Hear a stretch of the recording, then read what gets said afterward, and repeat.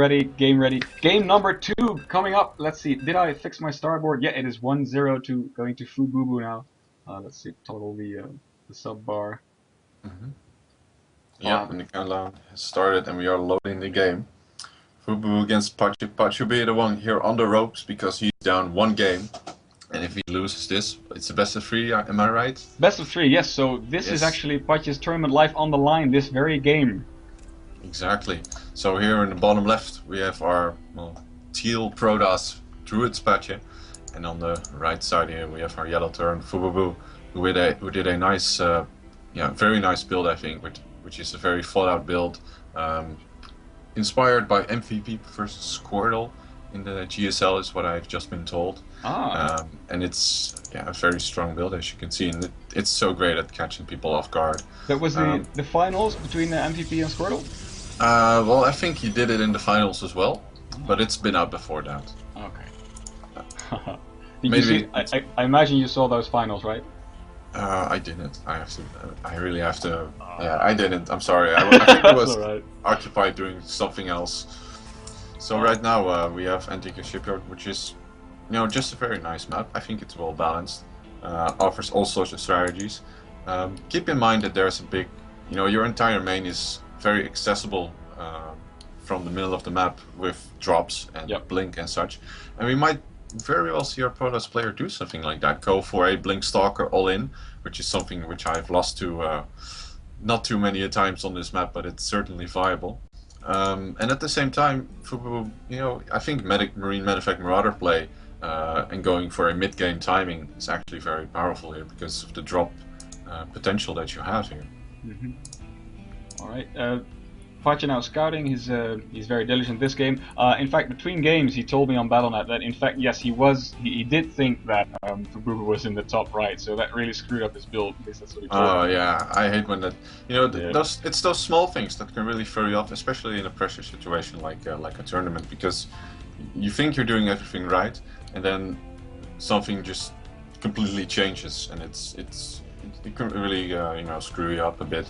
It's like when you're spamming APM in your mineral line and you accidentally select all your SCVs and you click behind your mineral line and they all go there and you're like, oh god, no, why? That's 300 minerals right there. Yeah, in reality it's not that big of a deal, but it just does tons of damage to your mental state. Exactly, such a mental blow. Yeah. Fububu now finished this orbital, but it took him actually 4 seconds to make another SCV and throw down a mule. Now that's 300 minerals right there. Alright, he now scouts Patjuh's base, so both players having scouted each other. Patjuh's pro, by the way, is now sneakily hiding in the third, but it might get scouted because Fububu is very diligently running around. Oh, is Fububu gonna see it? I don't think so. He could see it, but his Marines were on. Oh, they were on attack. They were in range of his vision, but out of range of the Marines' aggro attack. Oh wow! Fububu is now. Actually, well, my call was completely wrong because Fububu's build is completely obvious at this stage. He's throwing down a bunker at the top of his ramp. This looks like a 1-1-1 build to me, except it's only off of 1 gas. Yeah. So he might throw down the starport after this and go for uncloaked banshees. So I think that's what we're gonna see. Yep, that might very well be it. And we see Patjuh going for an expansion. So after 1 gate into an expansion, getting 2 gases though, I'm thinking that he'll probably throw down some more gateways really soon. Or maybe he'll go for a robo first, but I think he needs the gateways first. He needs to do something because he has almost 100 chrono boost on his Nexus, so that's kind of a waste. He's throwing down a proxy pylon, so Twilight Council going down. He might be going for some cute blink play. What do you think? It's a tough call. I mean, he's thrown down a forward pylon at his opponent's base. I think a DT opening might be a possibility, which might actually be very strong. Look at that micro from Fububu, taking his Marines out of the bunker to chase the Zalov just a bit more, doing some extra damage to his life. Okay, and I see. Oh, Hellions coming out now. Yeah, he's made a bunch of Hellions. Did you see that micro? Awesome. Yeah, he didn't take a single hit on those Hellions there. That's really good. And now he's chasing the Stalker, and even though Stalkers are technically stronger than Hellions, if you outnumber the Stalkers by far, they don't do a lot. And in fact, they're just going to ignore him and head straight up to the base. Wow. And that's There's no wall of any kind, and three Hellions one-shot a probe, so this could be very he's damaging. Stack him. He's lining them up! He's lining them up! Oh man, that was terrible! 7 workers killed already, 8. Oh, 12! This is insane! 15 kills! This is a game ender! Yeah, this is... Oh no, one more hit and this is... Holy shit! That was 5 workers in another one shot! Wow, this is GG. There's really no other way to push it, and for some reason Patjuh really delayed his gateways. He went for Twilight before his second and third gate, so he had like no unit production, and he also didn't chrono his warp gate, even though he had so much chrono boost left over. Speaking of which, that's the only thing that can save him, because he's got 2 Nexi. Yeah, he's not producing anything. He's so far behind right now. There's really nothing else his to next, say. but he's not making. Oh, there it goes. When behind, Dark Shrine, but I'm afraid it might be too far behind for a Shrine. Well, honestly, that's the only really choice. I mean, option he still has. But Fububu is now making a Banshee. I preferably personally go for a Raven first myself, but I mean, this is like a 2-base 1-1-1. Even though he's adding on an armory as well. I like Fububu's style actually. It's so non-conformant, because everyone usually just goes for 1-Rex fast expand into Marine Marauder Medevac, and then adding Vikings and Ghosts for the late game, and then still get owned by Charge Lord, Templar, Colossi, and complain. But yeah, he opens for something very, well, not necessarily early game, but he knows he needs to do damage early game. Yeah, and well, he's succeeded in doing damage, all right. Yeah, that was basically the most optimal outcome you can do with this build. It's wow. If I was a Protoss player, I'd be crying right now, because that's just awful to see. He's now back to 13 probes, but he was way down before that. So his income is abysmal compared to Fububu's. Yeah, it's literally half of what his opponent has, except that Fububu, of course, has mules off of 2 orbitals. He needs to transfer a couple of SCVs though, but still. Oh, there's a Banshee from Fububu hovering just north of Patjuh's main base, and it will scout the Dark Shrine as soon as it approaches the main. Yeah, he should really do that. Actually, the Marines took out the forward pylon as well. Yeah. Oh, we're missing the 1 DT. That's already in the. There's a DT in the natural. You're right. How many kills did he get? Let's see. He killed 2 workers so far, or 1 actually. And for some reason, Fububu is not caring about his gas mining SCVs, and he really wants to pull us back. He's making a Raven, actually, which is what I would have expected him to do before making Banshees. And he's actually walling off his main. So this DT is going to have some fun with this bunker. But that's just really about it. I mean, we've almost got 2 scans ready for Fububu, and once the Raven pops out, all DT play is basically going to be negated. But this is still a really nice way to deny your opponent some income, especially when it's all about income in this stage when you lost so many probes.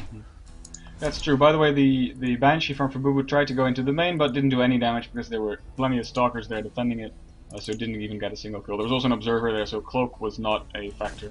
Alright, so the Raven now moving out, and the DT is going to fall without doing any damage, any further damage except for the SCP kills that he got.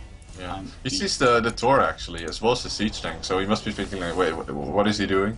In the meantime, he's managed to equalize the Harvester count, so that shows that Chrono Boost is pretty good. I wouldn't say he's come back completely in the game, because he's so far behind on actual army, and at this point, Fububu could just push and do a gigantic amount of damage. Yeah, look at the army supply tab. That's not good. But yeah, you're right. He's equalized the worker count. So if Fububu stays on his ass for too long, then you might see it change. But so far, it's looking like he's going to do kind of the same push that he did last game, and I don't think that Patjuh will stand any chance, basically. Yeah, but it's a bit of a waste when you have he's created such a huge advantage, and now he's kind of giving it away. I mean, he's still at double the supply, but if he does sit on his ass for the coming 5 minutes, then yeah, Patjuh is probably gonna, take a third and catch up. Looking at Fububu's production capabilities, it's not that huge as well. I mean, he's making 1-4, 1 Banshee, 2 Marines at the same time. Yeah, he's basically still got the 1-1-1. Yeah, he still is on 1-1-1 production. And Patjuh has 3 gates and a robo, which is, they're kind of equal in terms of production capabilities. I feel Fububu should be doing more things to get just further ahead rather than just make units off of 3 buildings. Yep, there's some more DTs getting warped in, by the way, at the front in a warp prism, so we might see some warp prism harass, but 2 Banshees, Cloak Banshees coming into the natural, and it looks like they're going to get another couple of probe skills. And is there an observer out for? In the main, no, I think, but not right here. Yeah, there's an observer, but it's observer now rushing down. Yeah, not very fast speed. And well, he's managed to save quite a few probes, but also lost quite a few. Here comes the Warp Prism Mirage, by the way. DT's getting dropped in the main. Let's see how much damage they can do. There is a missile turret in the main, though, so it's not going to be too much damage, I think. Yeah, and he just attacked the factory, announcing his presence. He really should have waited until... he could have gotten some more kills, but that's 3. Oh, and he's taking out the missile turret. On the turret, but that's useless because there's a Raven. Yeah. Oh man, this Can he get them out? Can he get them out? He's bringing back the... Oh, there's the... yeah. No, he's gonna lose this basically. And if he's careful, he's gonna lose... Okay, he picks up one. That's a nice job because Fububu was already pulling back his units for no apparent reason, in my opinion. But yeah, the reason he's doing these drops is to keep his opponent, pressured back, keep him on his toes. And look at the resources now for Fububu. He's, his production just isn't up to par with what it could be. And he still hasn't taken his third, although he had like the liberty to do so minutes ago. Yeah, I mean, I'm not saying he's actually equalizing the game here, but he's doing everything he can. Patjuh's now faking a third, trying to get that economy back up and rolling. He might invest in some tech, maybe go up to Colossi or Templar. I think Templar would be the correct choice because feedback and Storm are quite effective against this army composition. Oh, there's another Warp Prism coming in, but the missile turret just finished, so if he's gonna warp in, he's gonna have to do it now. No, he decides to run away. Not in time! Loses it. Loses the Warp Prism, that's too bad. No, that's a really big deal as well, because he really needed that Warp Prism to apply pressure. And now that the Warp Prism is dead, Fububu says, okay, you're not going to be able to hurt me and backstab me anymore. I'm just going to pull my units and pull out. Pulling SCVs from his natural as well. Oh, Patjuh immediately cancelling his third, needing all the minerals he's got now to throw in production. He warps in some DTs, hoping that they're willing up. Of course, there's the Raven with the army. Maybe if you can snipe the Raven, the DTs can do some damage, but still there would be scans. But that's just not going to happen, especially without Blink. Yeah.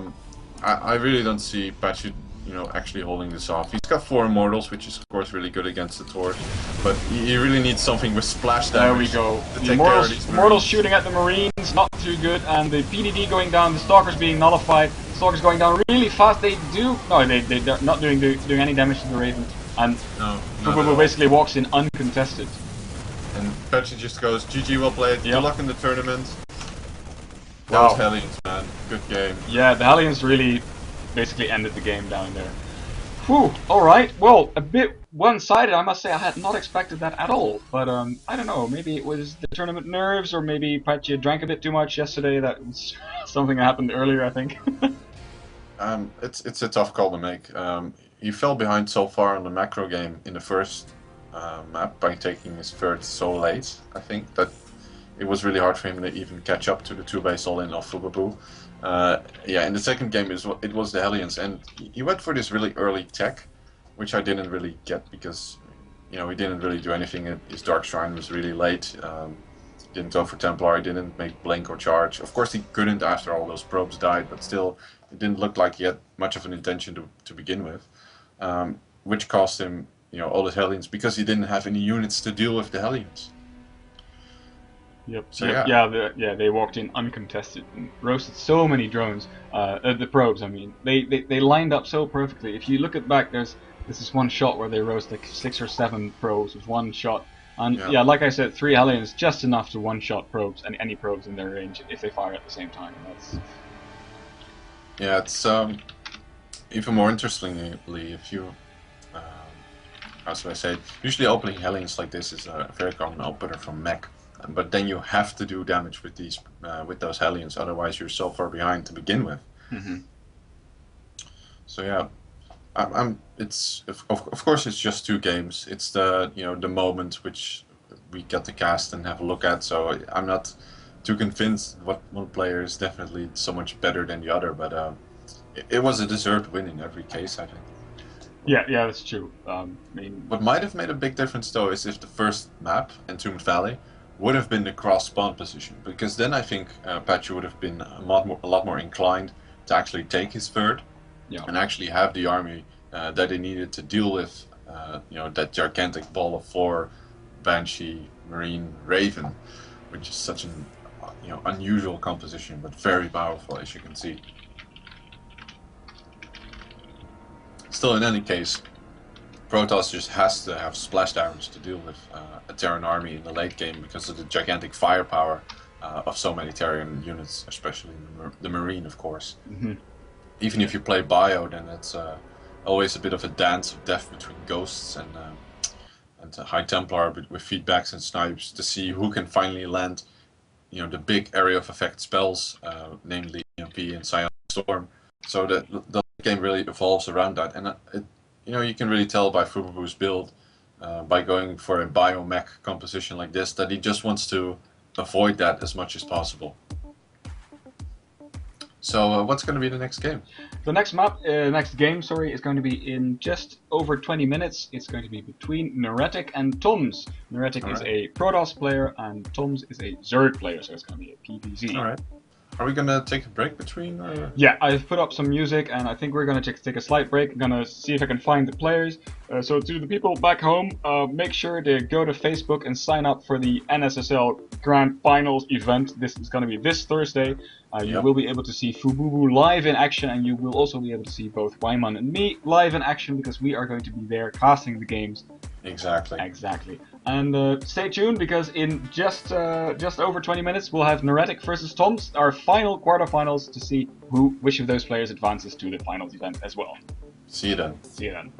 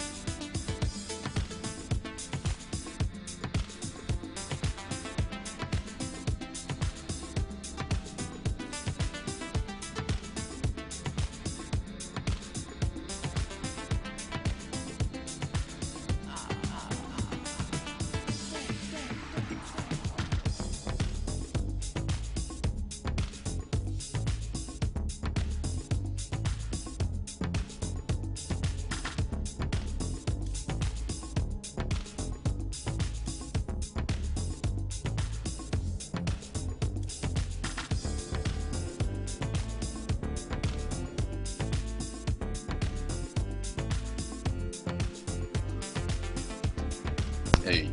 Hi Jeroen. Hi Wijman. Hi. Yeah, I'm trying to get a short interview with the players on Skype, but unfortunately, I don't think Fububu has Skype. Alright. Let's see.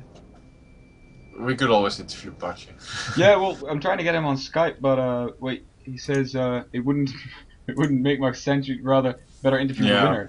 of course But it wouldn't. unfortunately, we can't get the winner. I'm afraid. I'm just typing to them. Just a sec. Mm-hmm.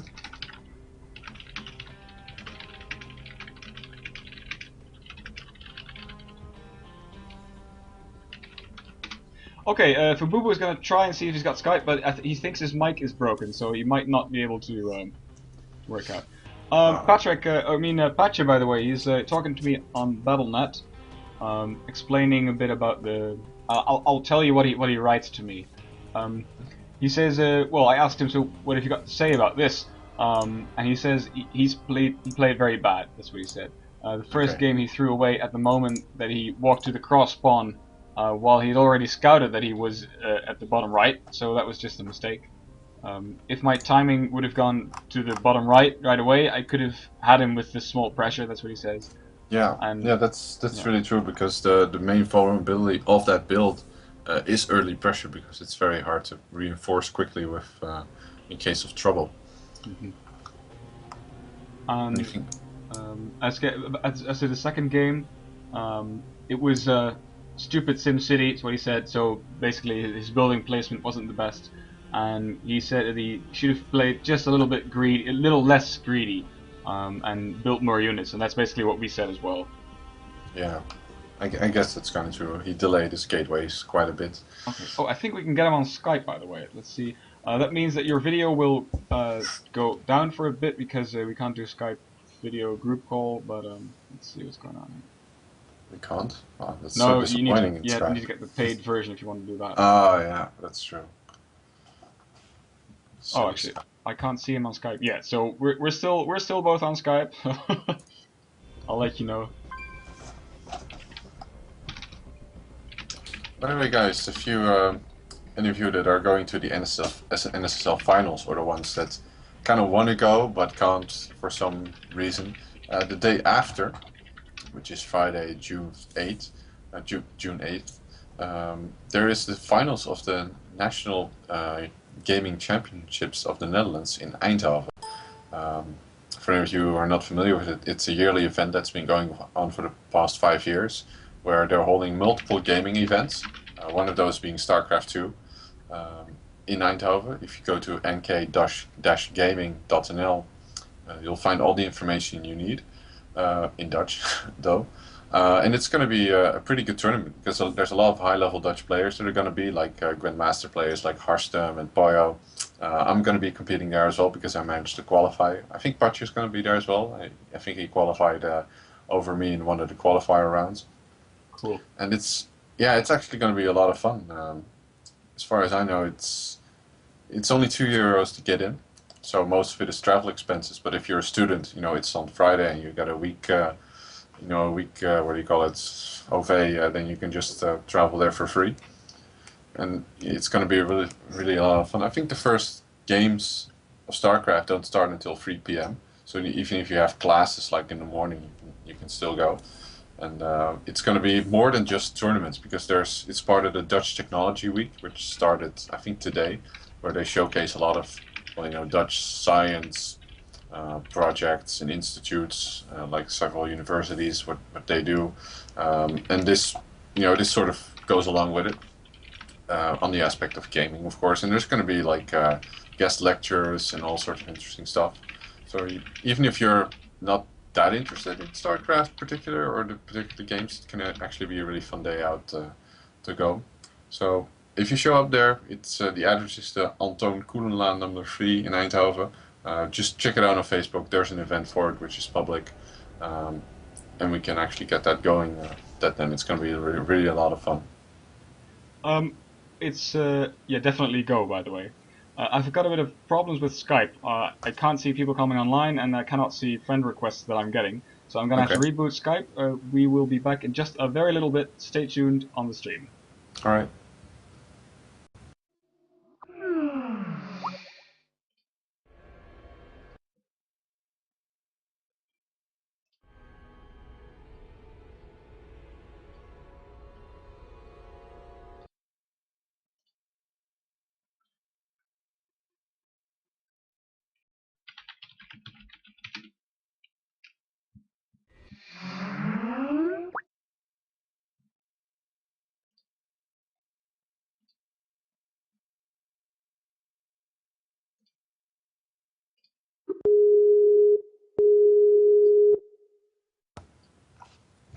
Alrighty then.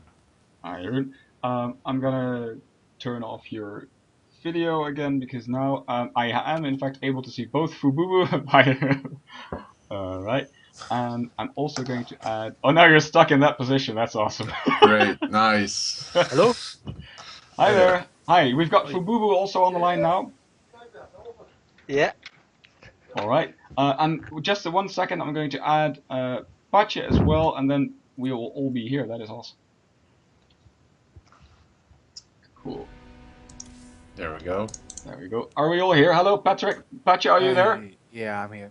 Alright, cool. Oh, Fububu, Patjuh, first of all, Fububu, congratulations with your win, and Patjuh, thank you very much for playing. We enjoyed the games. Fububu, how do you think that those games went? Did you plan for them to go as they did? Yes. First game I tried to open standard, then go for Thor Banshee push, I guess, and it worked quite well. So Yeah, why do you think it worked, or should I say, or maybe I should ask Patjuh, why do you think that attack did so much damage? Did you not scout it in time, or did you not know what to do against it? Well, yeah, basically the whole timing with the 3 gates when my warp gate was done, which was timed at 6 minutes. Yeah, I don't know why, but I sent my units to the cross position. Yeah. And yeah, that basically just messed up the whole game for me at that moment. I basically threw the game because I still was trying to make the timing, make a push, and I just lost my sentries in a really stupid way. And from that point on, it just went worse. And maybe should have gone for High Templars, but I figured that with all the mech, feedback only does 200 damage.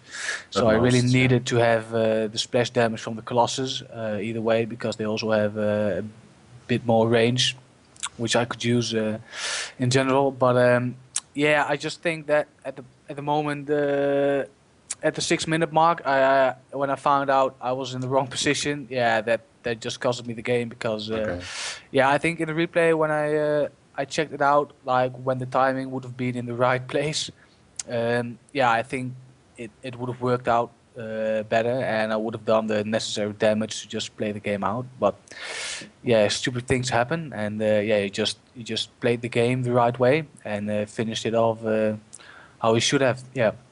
All right. I saw you take a hidden expansion. Was that because you didn't want to take your own third because it was too close to his base? Yeah, obviously I had the worst spawn position. When you have to expand with your third towards the opponent, that's always a more risky thing. Also because I know he had banshees, and I really did not want to invest too much into like a defensive line with cannons and so on. So yeah. All right. Do you think it would be better if the NSSL used different maps, like the non-standard Blizzard maps, for example, the GSL or the ESL versions, which have cross spawns and depots?